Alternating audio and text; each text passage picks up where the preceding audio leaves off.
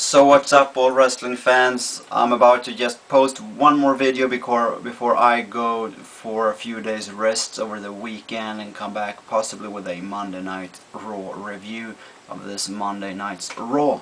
So this is a SmackDown review, but before I begin that review I would like to just return a favor to a guy called WWE TNA Guru 123. That is his name. He plugged me in a video, said nice things about me, and I'm gonna plug him right back because this guy has a lot of good videos, and he has stated that he's gonna make his return to YouTube, starting to post videos. So check him out, because he's got good videos as it is right now. You don't need to like him. You can like or dislike. I don't care. Just check him out and share your opinions with him. Subscribe to him if you find him worth it, and I think he's definitely worth it.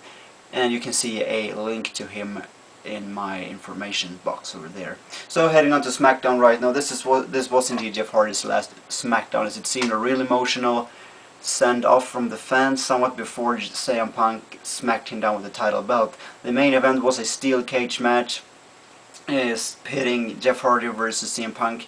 Jeff Hardy invoking his rematch clause. Really good match, but you could tell that it was Jeff Hardy's send-off in a lot of ways, because it was a loser leaves town match. The loser leaving WWE, not only SmackDown, the loser leaving WWE. This means he's not going to show up on Raw this upcoming Monday, or ECW or Superstars or anything like that. It was a loser leaves Raw. Jeff Hardy said himself that this wasn't forever. We'll have to see about that. You never know anything about wrestling. However, he lost the match. CM Punk he didn't no-sell, but he kicked out of the Swanton Bomb inside of the cage. A lot of people in the arena thought Jeff was going to win there. That was another sign of WWE somewhat burying Jeff Hardy, making his finisher this kind of weak. But then, after all, it's a finisher, and Punk kicked out of it. Furthermore, we have this video, another video of mine where I talk whom should replace Jeff Hardy on SmackDown, who should take his spot, wrestling wise, card wise, economically. As I said, WWE could project some of that merchandise sales and popularity towards Matt Hardy, and they seem to do that, because after that match Jeff Hardy grabbed the mic, thanked his fans, bid farewell, and he said, but hey, at least there's still another Hardy on the show, implying he meant Matt, of course. And Matt got a lot of shares during his tag team match with John Morrison, and to me that tag team match where Morrison and Matt Hardy defeated the Hart Dynasty was a proof and a testament that these two are the guys that WWE want to elevate on SmackDown right now, to replace Jeff Hardy and take his spot popularity wise, wrestling wise, economically, because these two guys can sell a lot of merch together. Jeff Hardy has a new bandana.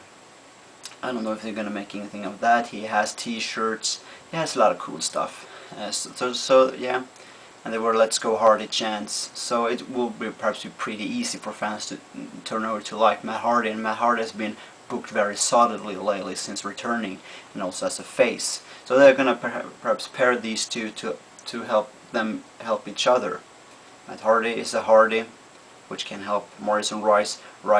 Morrison is an extremely ultra-talented athlete that can of course help Matt Hardy rise and become that next Hardy, so to speak, on SmackDown. That was that about that.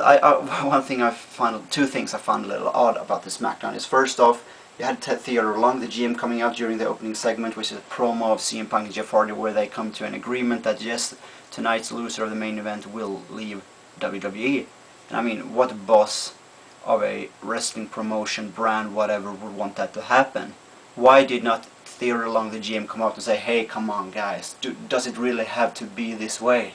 Does it really have to be? Instead he just came up, oh, okay, great, fine, good news, best news I've heard in 6 months.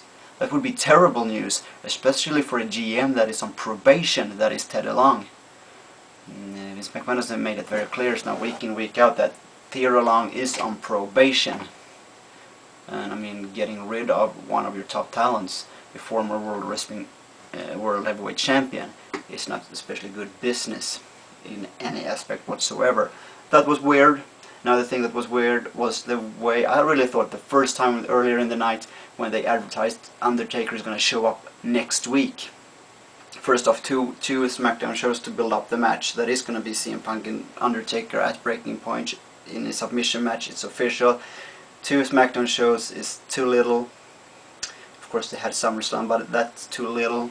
What's Undertaker's agenda in the first place? And when they aired that first video package of The Undertaker coming next week on SmackDown, I really thought, wow, that's a plug, he's gonna show up tonight. He didn't, and that makes me also wonder why. Yeah, of course they had a cage match that would sell in itself, and when that's over you can look forward to next week. We can have the return to SmackDown of The Undertaker, first time in like 6 months he's there. Problem I have with this, whom can control Undertaker? Is Undertaker some sort of person you can come to conclusions with this? Undertaker saying, yeah guys, I'll show up next week, see ya, and then he walks out the door. Nah, not really. I mean, whom is Undertaker? Undertaker is no person you make deals with, business deals. You doesn't sit in board meetings with the Undertaker coming up with this kind of stuff. Undertaker is not supposed to be predictable. You're not supposed to know when the Undertaker is gonna show up. Of course WWE want to give fans out for sure that the Undertaker is going to be there next week, but what's the point of that? All they could do is say, rumors claim that the Undertaker is going to be here. We don't know, but he might be, and when is he going to show up? Could be next week. Is he going to come tonight?